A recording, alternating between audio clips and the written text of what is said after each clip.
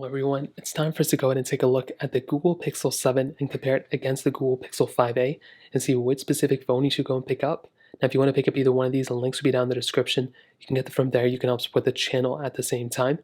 Now, side by side, you can definitely tell that there are some similarities and there are some differences. I'm rocking the same wallpaper on them as well. Now, the Pixel 5a was a budget phone that came out last year from Google, and they did a pretty good job at it.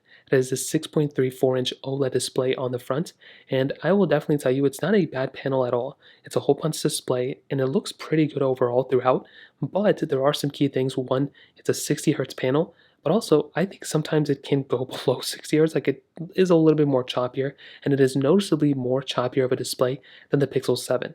But I think otherwise, for a budget phone that was like $300 or $400 last year, whatever it was, you can get this thing substantially cheaper nowadays. So this is a pretty decent phone with a decent build quality for that price tag.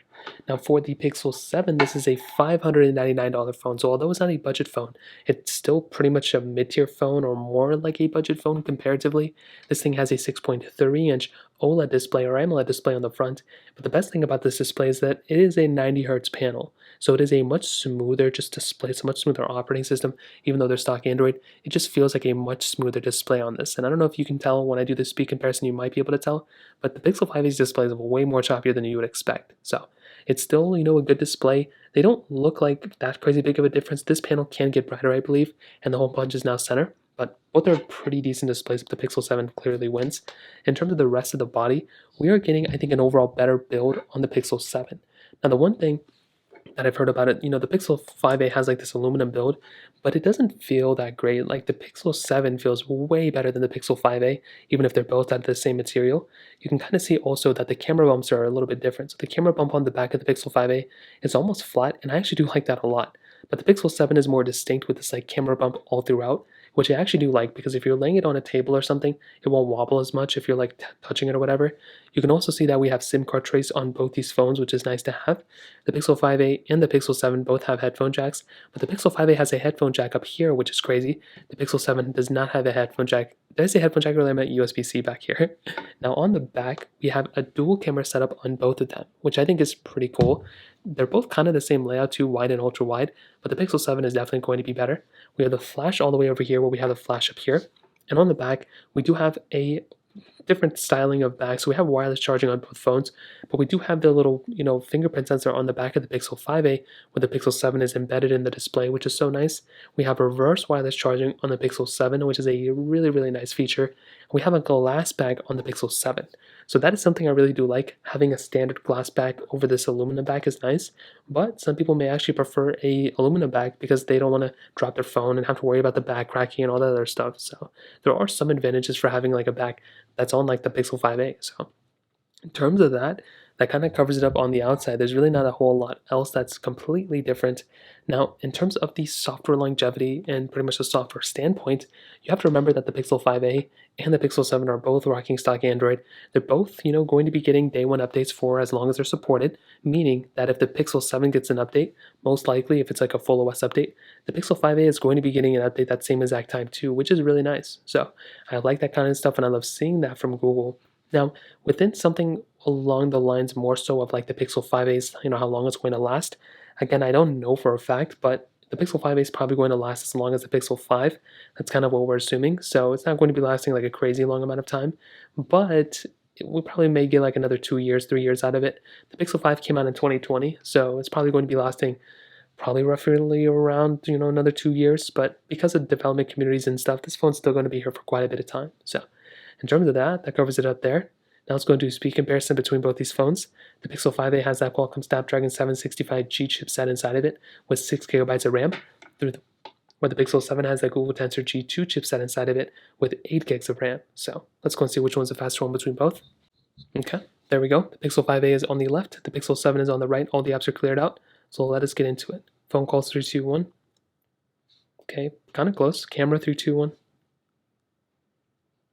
Okay, very, very. And I think the Pixel 7 was clearly faster there. Let's go and take a photo. Very close. Let's go and open up that photo. And I think the Pixel 7 was definitely faster. So their Play Store is 3, 2, 1. So both open up fast. I think the Pixel 5a may have been a little bit faster here. Now scrolling through, although both are kind of glitching up, you can kind of see what I'm talking about. The Pixel 5a, I think, glitches up a little bit more than the Pixel 7. So that's, it's small things like that that you're probably going to see. I don't know if that has more to, I mean, that has a lot to do with the chipset, but the display also. With the Pixel 5, I didn't feel that it was glitching up that much. Tempo run 2, 3, 2, 1.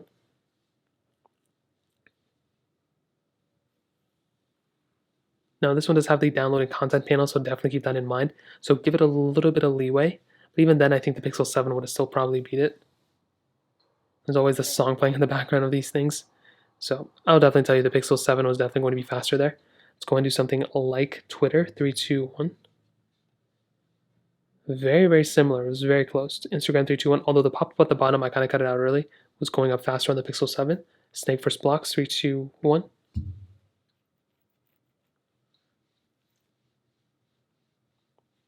Very, very close. Very similar performance. Stack. 3, 2, 1.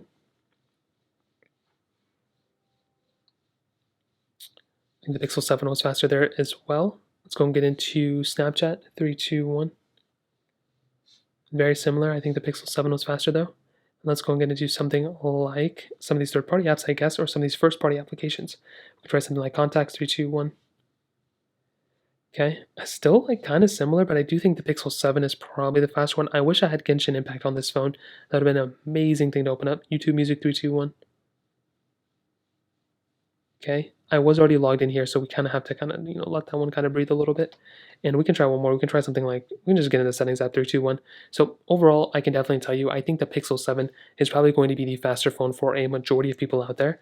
But I will still say from my experience, the Pixel 5a is still a decent performing phone.